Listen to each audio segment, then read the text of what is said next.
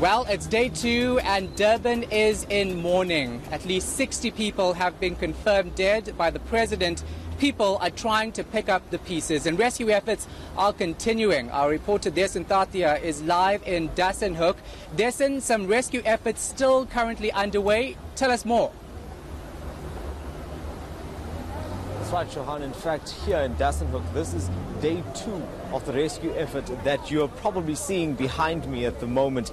Rescuers have been working to try to remove that vehicle which they believe is now resting on top of an elderly woman from this community. She was washed away down a bank and was hit by mud that was coming down here after the heavy rains. And after several hundred meters came to rest where you're seeing that activity right now. They really have their work cut out for them because that is several meters of mud. It used to be a valley. But Shahan, I want to take you now to what is really an incredible story of survival. I've been talking to some of the community members here, and among them are these ladies that you see, sisters in fact, that are in front of me at the moment, Zinhle Lembede as well as her sister Toby and their children. They were also among those that were washed down that hill. Fortunately for them, even with their children, they managed to survive, albeit with a few injuries. Zinhle, let me start with you. I cannot even begin to imagine what was going through your mind when you were taken down this hill with that mud. Would you be able to tell me what happened? It all happened so fast, but I was about to go to work and my mother said I mustn't go because the rain was hitting too fast. So I went inside the house and we just stayed there we're just chatting and stayed there for maybe an hour. It was 5 o'clock. It was about to go for 6 and then the rain started hitting fast. And all we heard was just mud coming to the house. And we can't even reckon some of the things that happened, but we were floating on top of the water till my dad came to rescue. I was floating with this young baby. She's only 1 month, and I was holding her, floating on top of the water. That's all I remember, I think. But we don't have anything. The house is gone. We've got no clothes, nothing. Everything went with the floods. Zinhle, what was going through your mind at that moment? You're talking about being washed away out of your home, down this hill, and it's so fortunate that you've managed to survive along with little Abongile as well. I just thought I was dying, but till the moment when I stopped drowning and the tree stopped me from drowning and my dad came to rescue, then I had hope. But I just thought I was dying because everything happened so fast. And how's the baby? Is everything okay with Abongile? Yes, she's fine. The hospital said she's fine because they checked her, everything, but they said she's fine. Thank you, Zinhle. And your sister, Toby, ma'am, you were also there as well. I see that you sustained a few injuries. So did Bayanda as well. What was your experience? I thought I was dying. It was like a dream to me because the way we were moving fast down the hill, the floods and the stones hit us. Then only the table just blocked us. That is where we just stopped. And my father came to rescue us. Was he alone at that time when he had come to rescue you? Yes, he was alone. He was alone. No one was helping. What kind of injuries did you sustain? I think the stone beat me because there was lots of stones there while we were moving with my son because I was holding him tight till we stopped there. And there were 6 of you in total that were washed out of your homes? 5 of us. 5. Because my sister is at the hospital. And just very quickly, where are you all staying now? Because I did see your home when I was walking down that there's absolute devastation. It's damaged. What are you doing for shelter? Right now we're staying there by my aunt's house. This is where we surviving, we eating, because we don't even have clothes, food. everything washed down. And Zintle, the president was here earlier and he did address the community. What promises did he make to this community and yourselves? He made a promise that he'll provide to the ones that don't have homes. He said he'll try by all means to provide the ones that don't have homes right now. All right, so thank you very much. And just a second. A sister in hospital who broke his thing, what's it called? But he broke something here. He can't even walk. She can't walk. She can't do nothing. She was injured. She was injured. I wish your family a speedy recovery, particularly the children and your sister as well.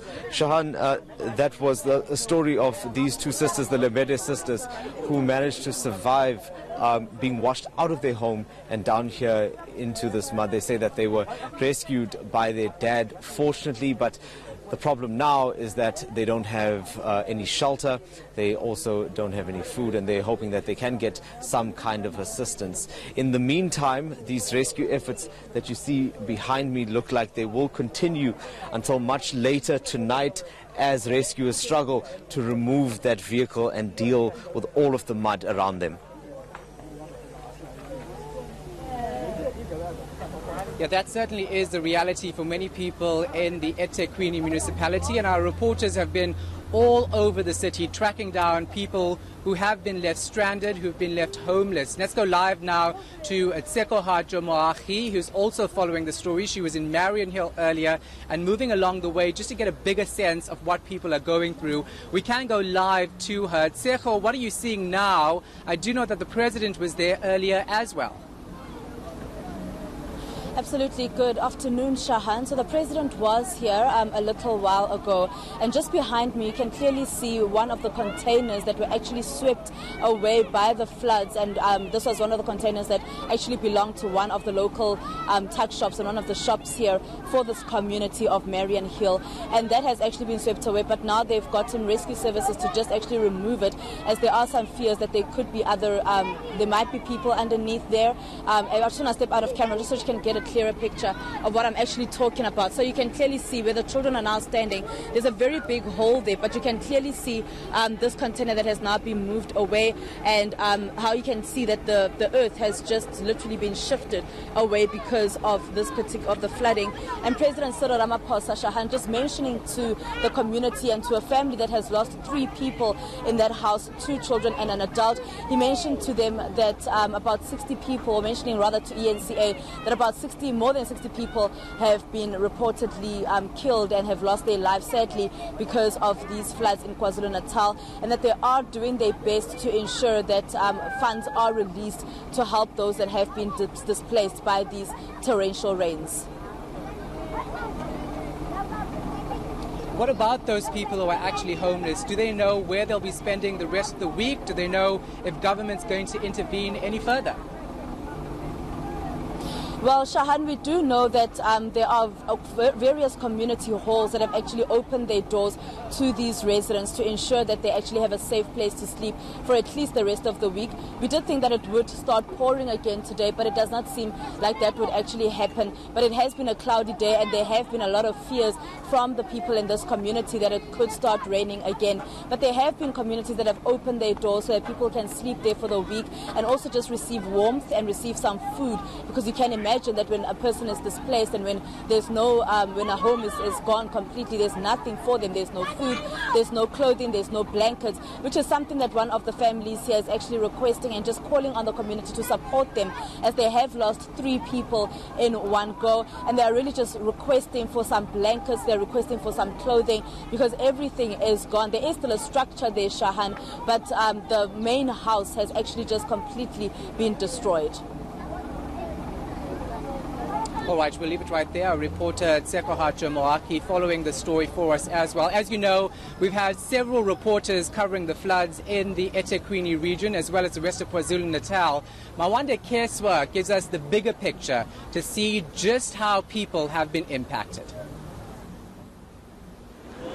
A road collapsed, swallowing everything around it. And this house is now on the brink of collapse. It was devastating. I nearly lost my life in that. My neighbor, I believe, is in hospital. recovering at the moment. So it was very traumatizing. Residents say they're afraid of spending the night in their own homes. One of our big concerns is obviously the neighbour's swimming pool, which is large and is right near my boundary wall. And if that pool goes and the volume of water coming towards my house would obviously cause another disaster. In Chatsworth, this community has been cut off. A main road has washed away and they've been left without water and help since Monday. We've been left with no water, no sanitation, no telephone lines, nothing. Municipality has not helped us at all. Disaster management was supposed to have come. Nobody has assisted us at all. The rain left a trail of destruction across KwaZulu-Natal. This informal settlement wasn't spared. Many homes crumbled, others hanging by a thread. This was so hard. Got so many houses and so many people don't have a house to stay, and then even now the people don't know where you're gonna stay and then where you're gonna eat. As residents try to pick up the pieces themselves, government is promising to assist. We have the money, so money is going to be mobilized to assist our people. But it remains unclear when and how those resources will be filtered down to those affected. Mawande Keswa, Durban. Well, KwaZulu-Natal is not the only province that's been affected by floods. The Eastern Cape has been hard hit as well. Many people, hundreds, left homeless and several dead. Our reporter Zikona Chona is monitoring the situation there. She joins us now live. Zikona, of course, you've heard heart-wrenching stories about people who have endured so much during this very difficult time. In fact, Shahan, we are in Mount Frey, where a 12-year-old girl died at the spot where we were standing. She was trying to cross this bridge to get to another village to go and fetch her phone. And sadly, she died yesterday at around 12 o'clock. That was the first death coming out of the Eastern Cape as a result of these floods. In terms of the numbers in the province, we have the total now of number of deaths now is standing at 4. One in Port Elizabeth, one in Bizana, one here in Mount Frey.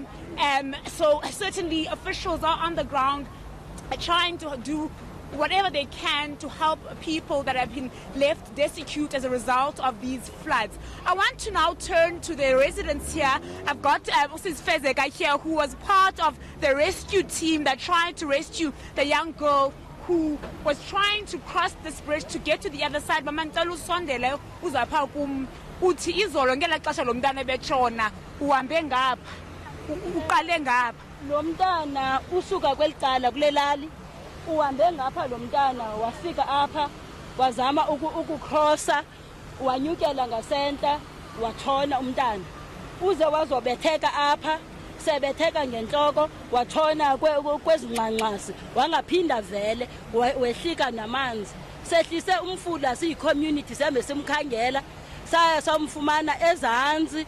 I think it was about 3 kilometers from here. So Shahan is basically detailing how the community came together to try and rescue the little girl. I did manage to speak to her mother, who's absolutely devastated by her passing, saying she can't come to terms with how her daughter, 12-year-old Asive, also lost her life. So a really devastating scene here in Mount Frey. All right, thanks so much for that. Appreciate it. Our reporter Zikona Chona live to us from Mount Frey in the Eastern Cape. She's monitoring the floods there, of course, throughout the rest of the evening here on eNCA. Our coverage for both KwaZulu-Natal and the Eastern Cape will continue on Newsnight. But that'll do it from me, Shahan Ramkisoon, for Live at 5. Faith Mangope has the rest of the day's top stories. Faith?